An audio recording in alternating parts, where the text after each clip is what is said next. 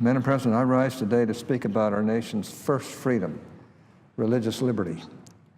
Last week, a court in Sudan sentenced a woman to death for converting from Islam to Christianity and gave her just days to recant.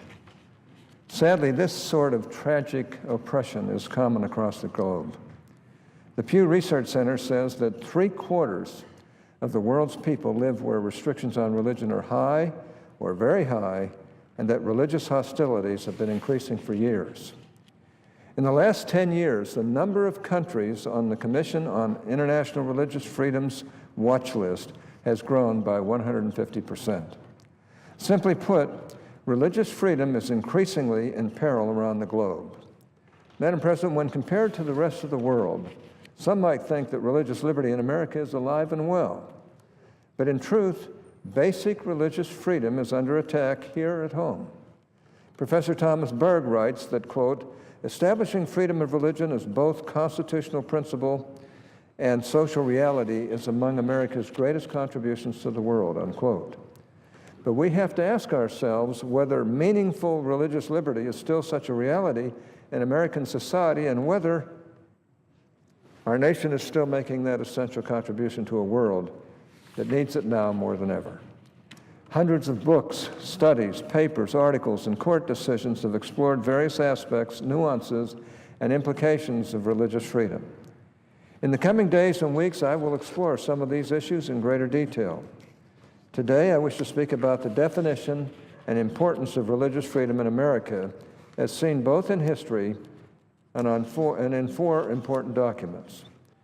Madam President, for 170 years before Thomas Jefferson penned the Declaration of Independence, one religious society after another came to America so that they could live their faith.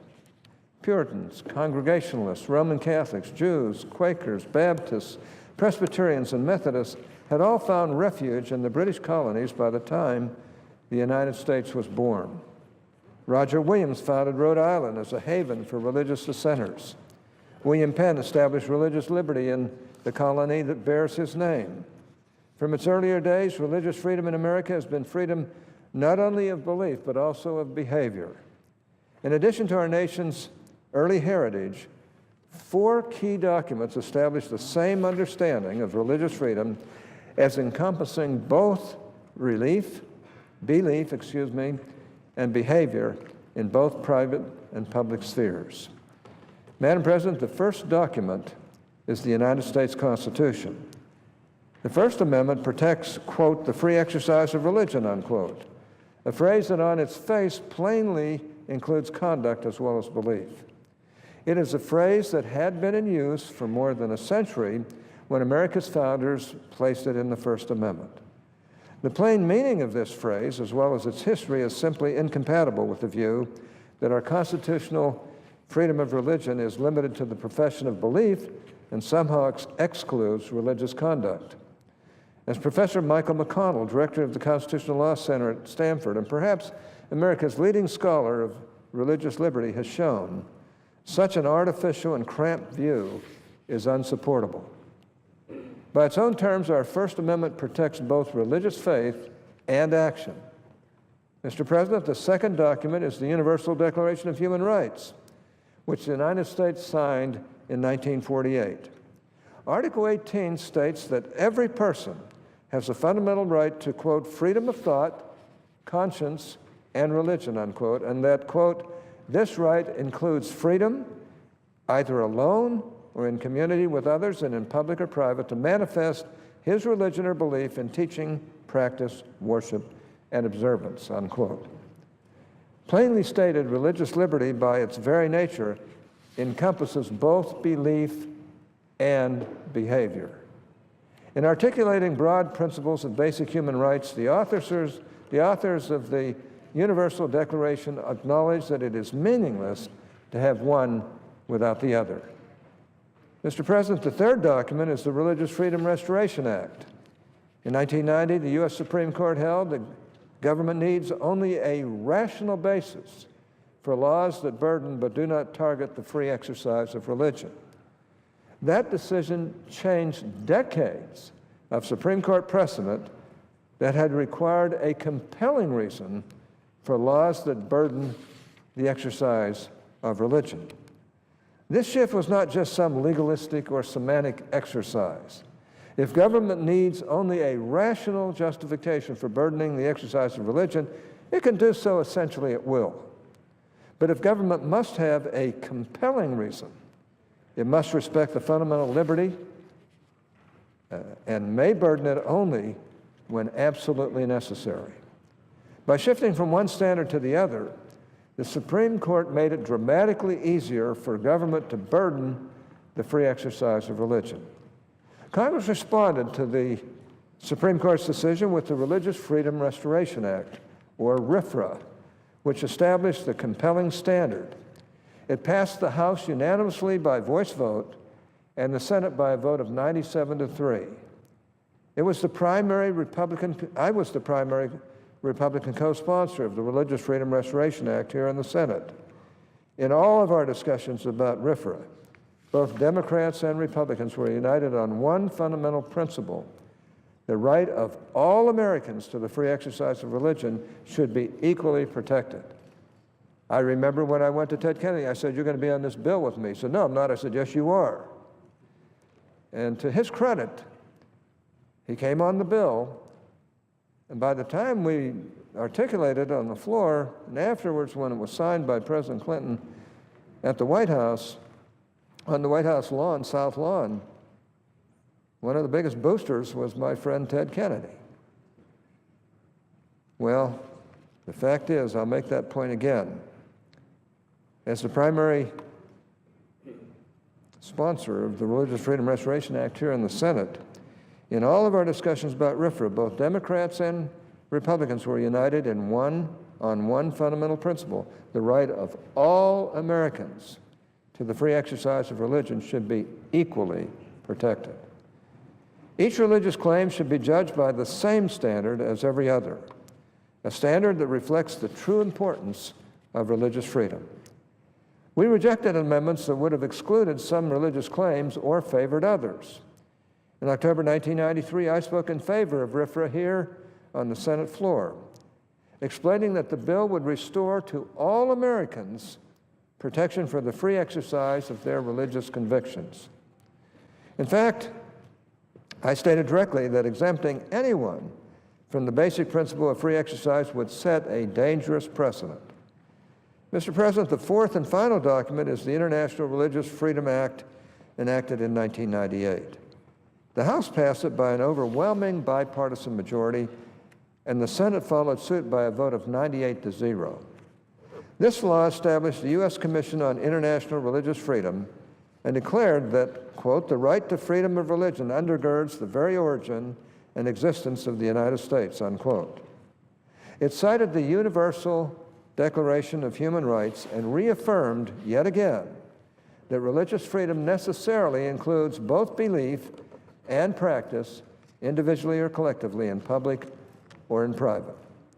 As the U.S. Commission on International Religious Freedom has explained, by its very nature, religious liberty is, quote, "a broad, inclusive right, sweeping in scope, embracing the full range of thought, belief, and behavior," unquote. It is central to human identity and legal dignity. It is essential to individual and social well-being, and it is beneficial to political, economic, and civic life. Religious freedom is a fundamental constitutional liberty, as well as a universal human right.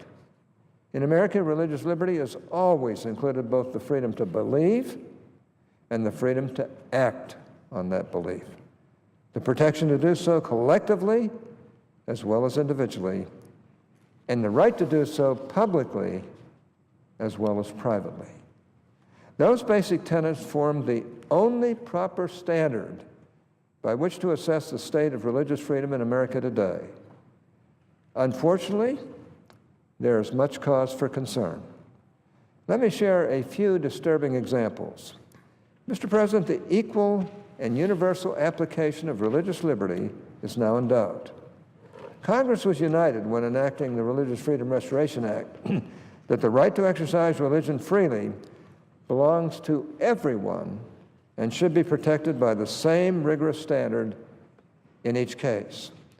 When balanced against important government interests, some religious claims would win and others would lose.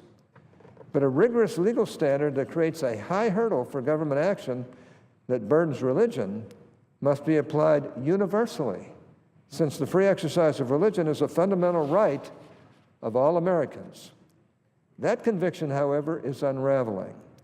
This year marks the 50th anniversary of the Civil Rights Act of 1964. Title VII of that landmark law prohibits workplace discrimination based on religion and requires that employers reasonably accommodate the religious practices of employees.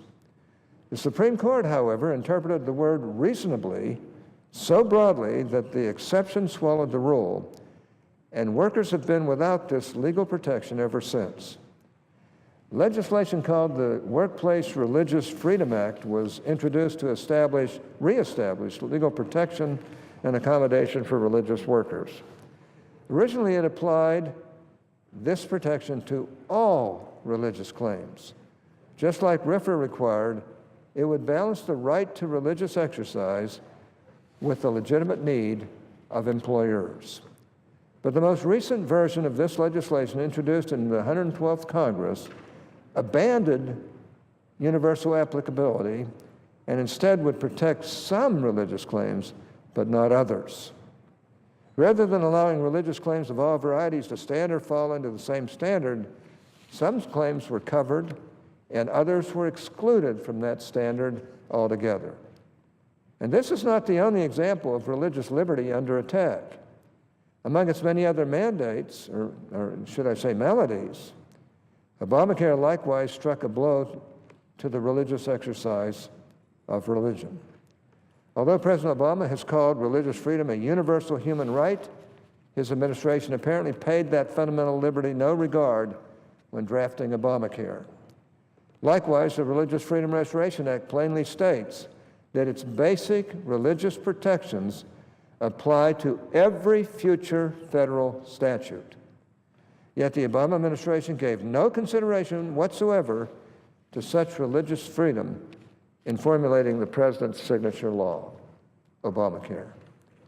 As a result, dozens of lawsuits have challenged Obamacare's requirement that employers provide no-cost health insurance coverage for abortifacient drugs and devices as a violation of RFRA's plain protections. Two of those cases are before the Supreme Court, one from the U.S. Court of Appeals for the 10th Circuit and one from the 3rd Circuit. In the face of its clearly universal requirements, the Obama administration nevertheless argues that the Religious Freedom Restoration Act does not apply to these plaintiffs. And despite the statute's plain text, Obama officials insist that the law doesn't really apply to all cases after all. One step at a time, they seek to exclude classes of cases and classes of citizens from the basic protections of religious liberty. Mr. President, my final two examples involve recent Supreme Court decisions. In Hosanna Tabor versus EEOC, the Supreme Court unanimously held that the First Amendment's protection for the free exercise of religion allows the church to choose its own ministers. The Obama administration argued instead that civil rights statutes trumped the Constitution and allowed judges to dictate to churches who may serve as ministers. In fact, as the Supreme Court described it, Obama administration lawyers were so dismissive of religious freedom that they argued churches were no different in this regard than labor unions or social clubs. Can you imagine that? To the Obama administration, the First Amendment and its protection for the free exercise of religion apparently offers no real protection at all. Thankfully, the Supreme Court responded this way, quote, "We cannot accept the remarkable view that the religion clauses have nothing to say about a religious organization's freedom to select its own ministers," unquote. Finally, Mr. President, just 2 weeks ago, The Supreme Court held that allowing citizens to offer a prayer of their choice to open a town meeting is not an establishment of religion. Before justices joined a dissenting opinion arguing that only certain prayers using certain language in a certain pattern would achieve a certain level of diversity and therefore be permissible. 4 justices actually believe that federal judges may dictate the content and presentation of prayers offered by private citizens. I could offer many more examples of how our nation's cherished religious freedom is under attack, with forces seeking to limit, regulate, manipulate, and undermine the most basic natural and constitutional right we possess. I mentioned at the outset that 3/4 of the world's population live under substantial religious restrictions. Here at home, the same percentage of Americans believe that religion is losing its influence in American life. Liberal politicians, secular activists, and even some judges are seeking to reduce religion to what Justice Antonin Scalia described as, quote, a purely personal avocation that can be indulged entirely in secret like pornography in the privacy of one's room, unquote. It's no wonder that nearly 1/4 of Americans say that religious freedom is more threatened than any other First Amendment freedom. Now, these recent efforts mark a radical departure from the religious freedom that took root in our colonial experience, was nourished by the Declaration of Independence, earned a primary place among our constitutional liberties, and has been generously applied by generations of Americans. The notion that religious freedom belongs only to some, and even then only in private, stands in direct opposition to our traditions, our laws, and our beloved Constitution. Some peoples throughout the world may be bound by oppressive governments that strictly regulate who may express their religious faith, when they may practice the tenets of their faith, and where they may act according to their religious convictions. But that is not America's heritage, and it must not be our future. Instead, America must once again be a beacon of religious freedom for all, protecting rights of conscience at home, and promoting religious liberty throughout the world. And I expect it to be that. And I'm hopeful that our courts will come to their senses, the ones that aren't there, and realize this was listed as the first freedom in the Bill of Rights for a very good reason. And that is because our founding fathers knew how important religion really is to a nation that wants to be free. Mr. President, I suggest the absence of a quorum.